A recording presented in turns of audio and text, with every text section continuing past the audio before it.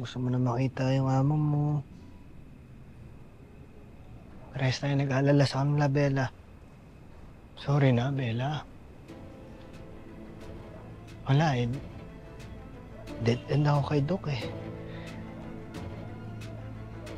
Wala akong clue kung nasan yung mga amo mo. Takot din ako. Na baka pag nalaman ko kung nasan sila, huli na yung lahat.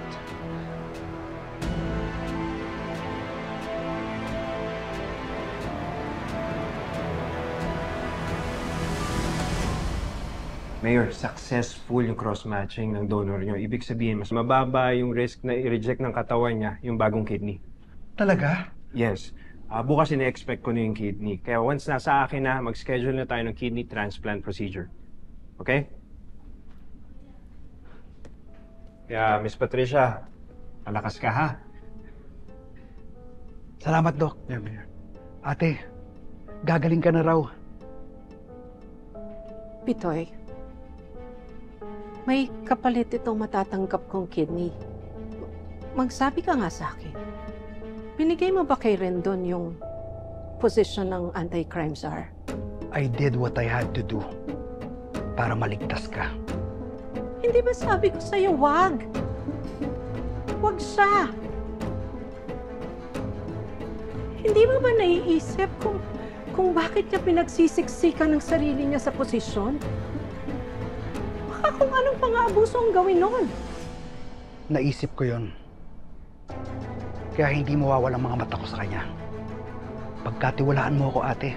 Sa'yo may tiwala ako. Pero sa mga Victor, wala.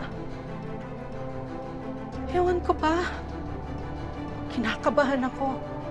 Masama ang kutob ko sa mangyayari. Saan naman kaya manggagaling ang kidney na ibibigay sa akin?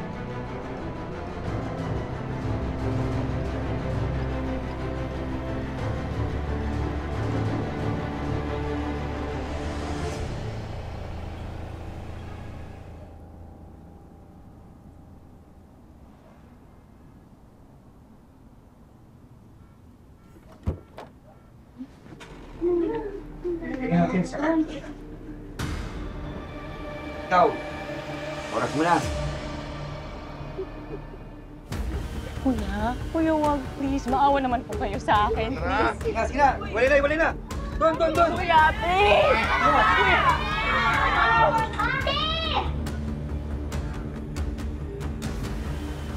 Sakit ng tiyan ko!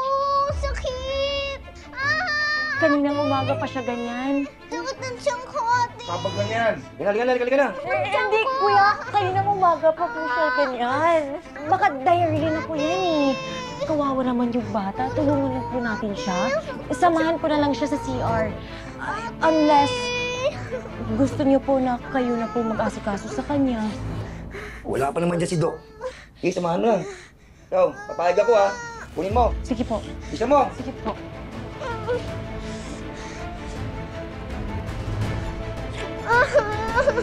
CR na tayo, ha? Tara.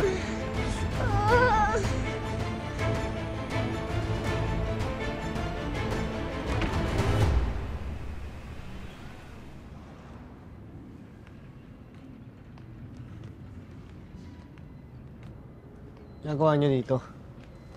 Siyempre, hinihintay ka namin. Bakit? Akala ko busy kayo. Pa kayo maalis. Siyempre, para masamahan ka namin maghanap, tol. Text na lang daw natin si Sig. May tinatapos lang. Susunod yun. Sigurado kayo, ha? Kaso mga tol, hindi ko alam kung saan natin hahanapin si Chelsea. I have a bright idea. Pagkatapos magpahinga na Bella, mukhang pagod eh. Pakawala natin, tapos sundan natin. Pero teka, para maliwanag lang ha, kahit anong makita natin, wala tayong gagawin. Lahat ire-report natin kay Maestro at sa mga pulis. Ulot kung may makikita tayo. Hindi nga natin alam kung dadalhin tayo ni Bella kay Chelsea. Wala namang mawawala kung susubukan natin.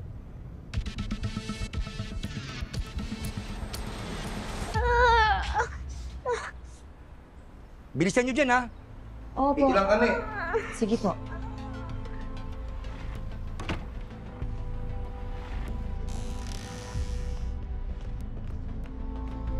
ate. Ano na po gagawin natin? Andun mag sila sa labas. Makikinig pa sila. Huwag kang maingay, okay?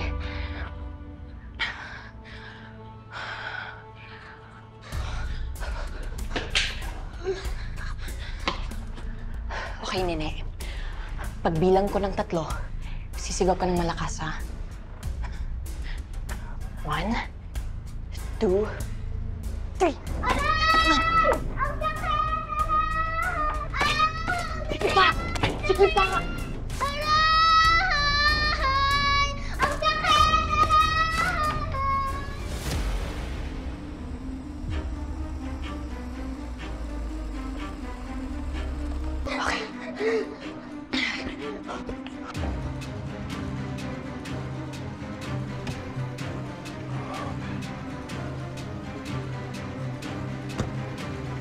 Ate, bakit po? Kailangan na natin umalis dito.